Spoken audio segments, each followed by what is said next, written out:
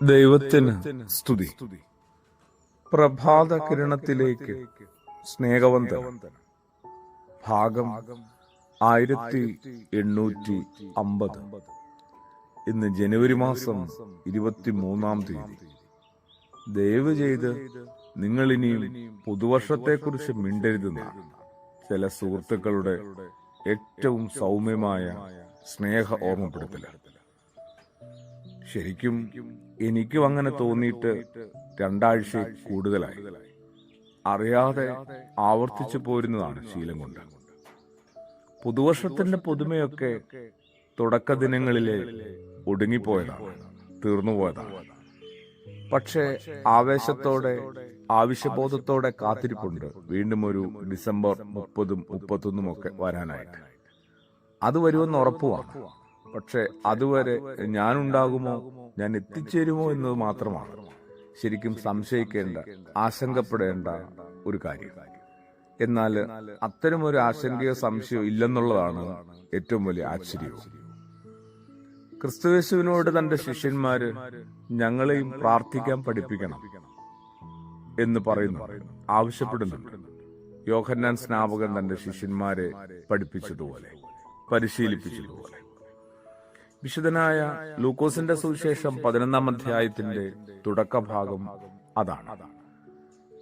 അങ്ങനെയാണ് കർത്തൃപ്രാർത്ഥന തന്റെ ശിഷ്യന്മാരെ പഠിപ്പിക്കുന്നത്.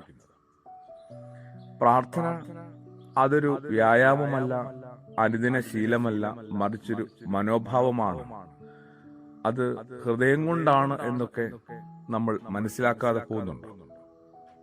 ഏറ്റവും നന്നായി പ്രാർത്ഥിക്കുന്ന ആളെ കണ്ടെത്താനായിട്ട് ഒരിക്കൽ ഒരു ദൈവദൂതൻ ഭൂമിയിലെത്തിയത്രേ. ഒരാളുടെ പ്രാർത്ഥന സ്വന്തം കാര്യം നേടാൻ വേണ്ടിയായിരുന്നു.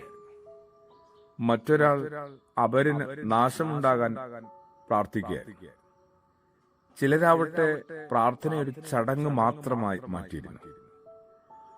അപ്പോഴാണ് ഒരു കൊച്ചുകുട്ടിയുടെ പ്രാർത്ഥന. ലോകാ സമസ്ത സുഖിനോ ഭവന്തു. ഭാരതത്തിന് നല്ലൊരു പ്രാർത്ഥനയാണ്. എല്ലാവർക്കും സ്വസ്ഥതയും സമാധാനവും ഐശ്വര്യവും ഒക്കെ ഉണ്ടാകണേ. അങ്ങനെയൊന്ന് പ്രാർത്ഥിക്കാനായിട്ട് നമ്മൾ എന്നാണ് വളരുക, മുതിരുക, പാകപ്പെടുക? മിക്കവാറും ദൈവദൂതൻ ആ കുട്ടിയുടെ പ്രാർത്ഥനയായിരിക്കും ഭൂമിയിലെ ഏറ്റവും മികച്ച പ്രാർത്ഥനയായി തെരഞ്ഞെടുത്തത്. ചില പ്രാർത്ഥനകളോട് മാത്രം ദൈവത്തിന് പ്രത്യേക താല്പര്യമൊന്നുമില്ല കേട്ടോ.